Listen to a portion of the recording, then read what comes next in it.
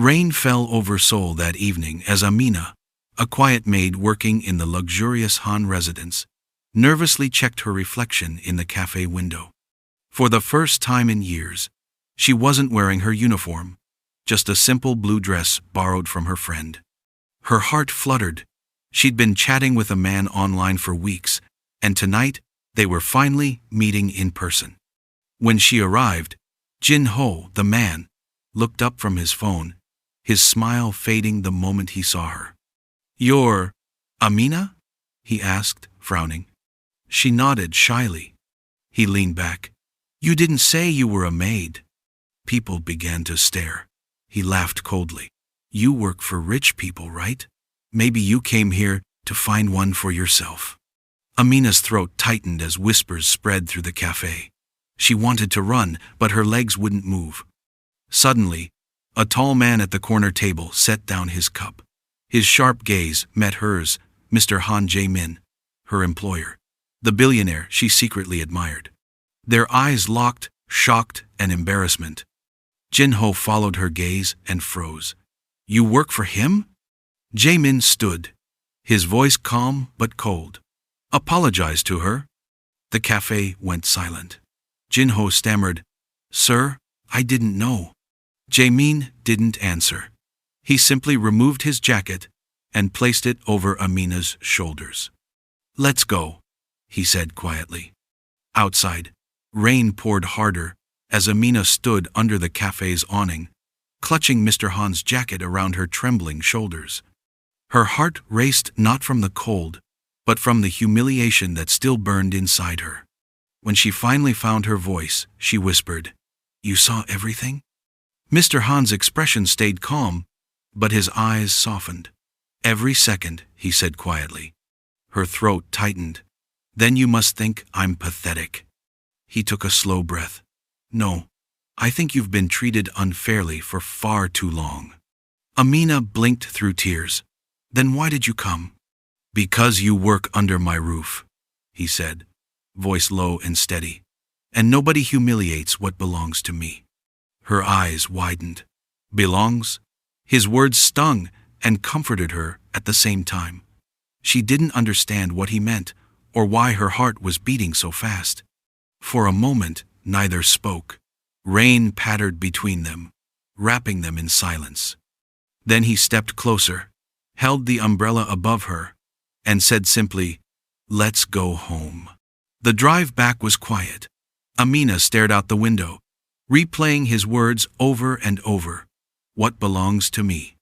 When they reached the mansion, he opened her door and said, "Don't let one man's ignorance define your worth." She nodded weakly, and he added, almost to himself, "You deserve better, Amina." That night, she couldn't sleep, not because of the humiliation, but because of the way he'd looked at her when he said it. The next morning, the Han mansion was unusually quiet. Amina moved carefully, trying to avoid any sight of Mr. Han. Her heart still raced every time she remembered his words from last night. In the living room, Min-seo, Mr. Han's assistant, was arranging files when she noticed Amina. "You're the maid who was with him yesterday, right?" she asked casually. Amina hesitated. "Yes." Min-seo smiled faintly. "You've caused quite a stir. Mr. Han never leaves a business dinner for anyone." Amina's eyes widened. "He left a meeting for me?" Min-seo nodded. "He got a call, checked something on his phone, then rushed out. Looked like he recognized the name of the cafe." Amina frowned. "Recognized it?" The assistant lowered her voice.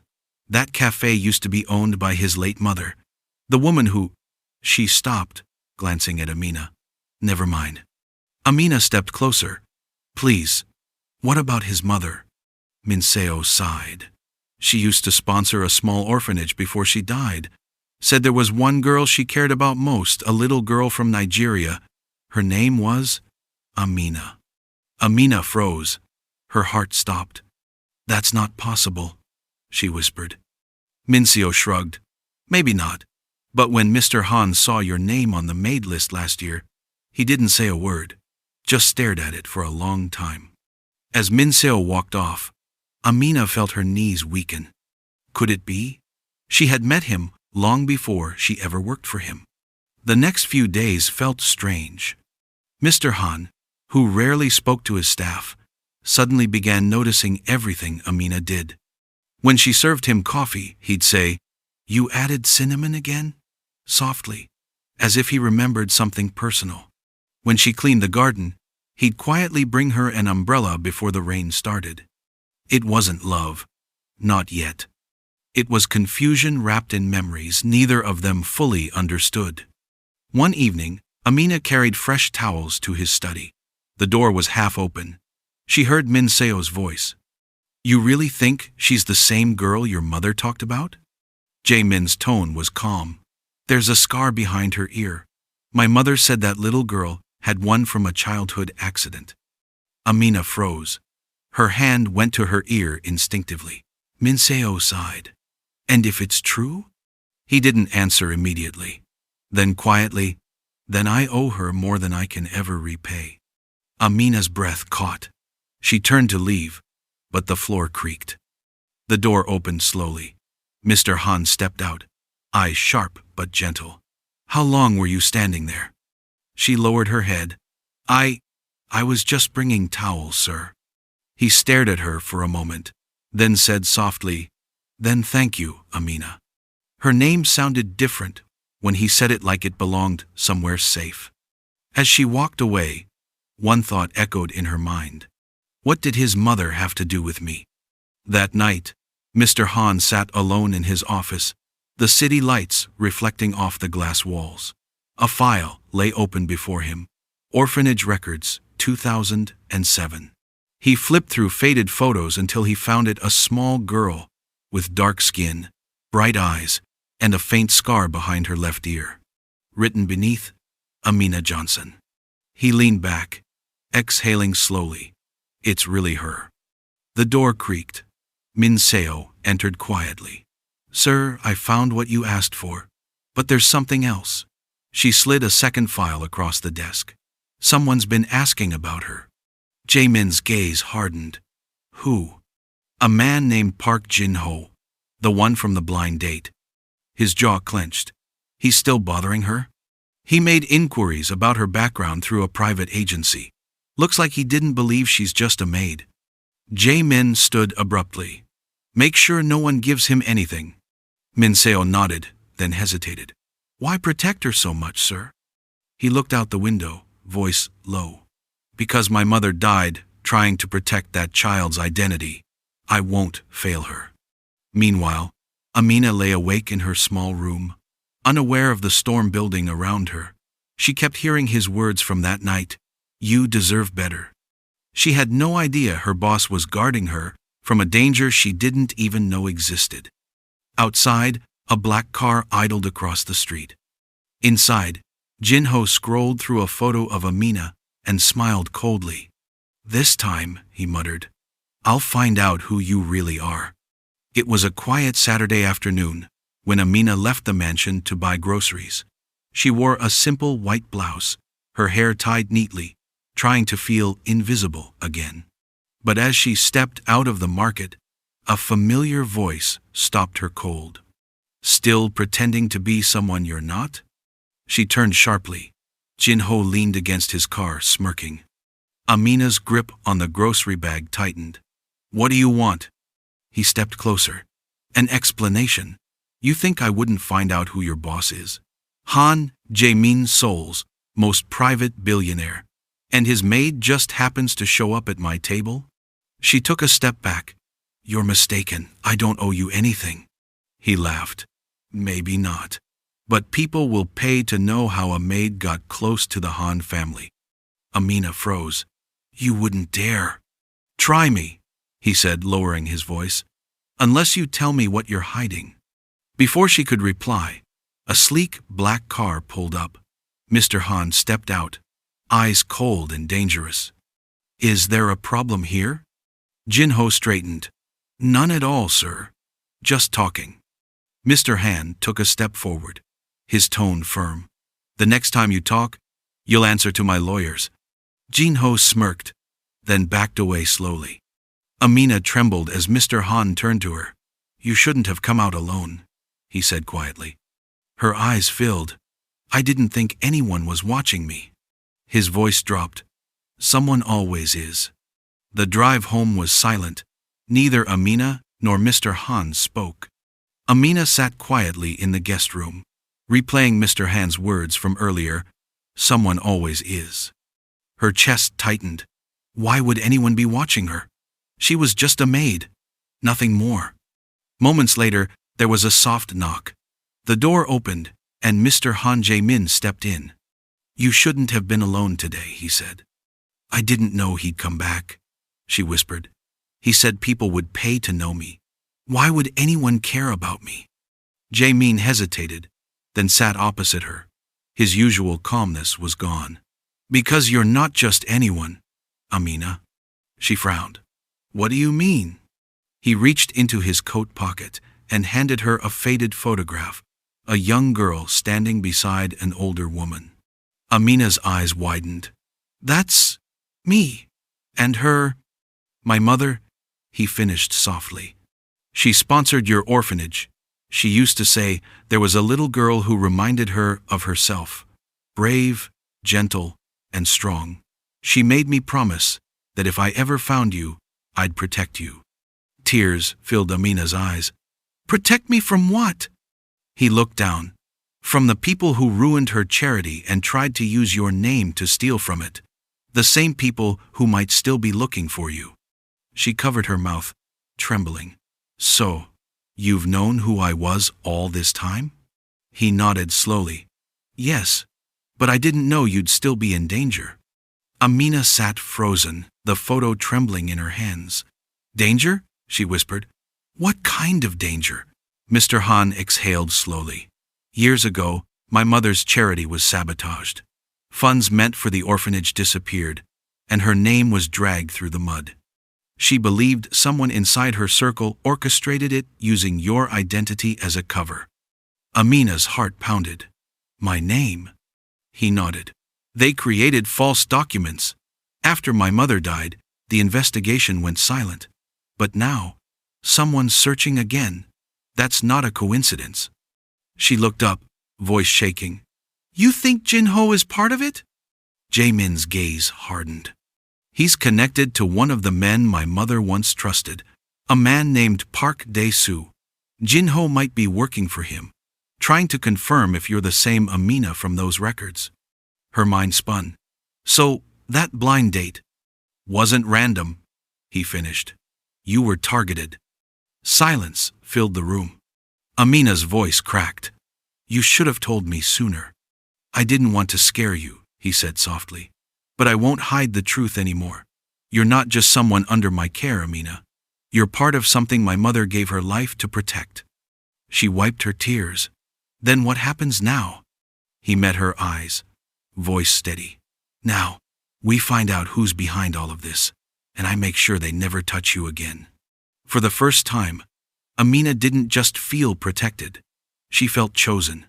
The Han mansion slept quietly that night. Rain tapped gently on the glass, echoing through the empty halls. Amina, restless, sat by her window, staring at the city lights. Her thoughts wouldn't stop circling back to Jin-ho's words, people will pay to know you. Downstairs, a shadow moved. The security system blinked red once, then went dark. Outside, Jin-ho slipped through the back entrance with a stolen access card. His shoes made no sound on the polished floor. He knew exactly where to go Mr. Han's office. He rifled through drawers, eyes scanning files, until he found one labeled Orphanage Records. His lips curved. So, it's true, he whispered. The maid has a past worth billions. He snapped a few photos with his phone, unaware that a silent alarm had triggered. Upstairs, Amina heard the faintest noise, a soft click, then footsteps. She frowned, stepped into the hallway, and froze when she saw the light under Mr. Han's office door. Mr. Han? She called softly. No answer. She pushed the door open and gasped. Jin-ho. He spun around, startled. You shouldn't be here. Before she could scream, he grabbed her wrist. You don't understand, Amina. They're after you, and if I don't deliver, I'll be next." "Deliver?" she whispered, trembling. He hesitated, guilt flickering in his eyes, just before a deep voice cut through the air. "Let her go," said Mr. Han from the doorway, his expression ice-cold. Jinho froze, still gripping Amina's wrist. Mr. Han stepped forward slowly, eyes dark and unreadable. "Let her go." Jinho hesitated, then released her. Amina stumbled back, breathing fast. Mr. Han moved closer, voice low. "You broke into my home, stole my files, and touched what doesn't belong to you. Why?" Jinho's jaw tightened. "You think you know everything, Han Jae-min? Your mother wasn't a saint. She used that girl's name to hide money from her investors." Amina's eyes widened. "That's a lie." Mr. Han's tone turned cold. "My mother died protecting her. Don't twist her memory." Jinho laughed bitterly. "Believe what you want, but the people who funded her charity want proof the girl's alive. If they find out she's under your roof, they'll destroy you both." Amina whispered. "Then why help them?" "Because I owe them," he said quietly. "They saved my family once. I didn't know it was you until that night." Mr. Han's expression softened for a moment. "Then stop now. Walk away before it's too late." Jinho lowered his gaze. "It already is. They're watching the house." Before either could respond, glass shattered. A red laser light flickered across the wall, a sniper's mark. Mr. Han pulled Amina down instantly. Jinho shouted, "They found me!" then bolted toward the back exit. The sound of a gunshot echoed through the mansion. Amina screamed, "Mr. Han!" He turned to her, gripping her hand tightly. "Stay behind me, no matter what." Gunfire echoed in the night. Amina clung to Mr. Han's arm as he guided her toward the basement door. Alarms wailed through the mansion. "Go, Amina," he said urgently. "The security team is on their way." She shook her head, tears falling. "I'm not leaving you." He cupped her face, eyes steady despite the chaos. "You promised to stay behind me, please." A second gunshot cracked through the air. Jinho stumbled into view, clutching his shoulder. "They're not after me anymore," he gasped. "They want her." Before Mr. Han could speak, a dark figure appeared behind Jinho, one of Dae-soo's men. The man raised his gun, but Jinho turned, shielding Amina. The bullet hit him instead. He fell hard. Amina screamed, catching him. "Why would you?" he coughed weakly. "I owed someone my soul. Guess I just paid it back." His eyes closed. The guards stormed in seconds later, disarming the intruders. Silence filled the hall. Mr. Han turned to Amina, voice soft and trembling. "It's over now." But she looked up at him through tears. "No, it's just beginning. You knew me before I even remembered myself." "Why?" He smiled faintly. "Because every second I watched you suffer, I saw the little girl my mother once saved. I couldn't lose her twice." Amina took his hand. "Then, don't let go." Outside, dawn broke soft, golden, and quiet. For the first time, they weren't master and maid. They were two souls finally free. The moral lesson of this story is that true love sees beyond class or status. Respect and kindness reveal more value than wealth or appearance. Never judge someone by their uniform. You might be looking at a heart richer than gold.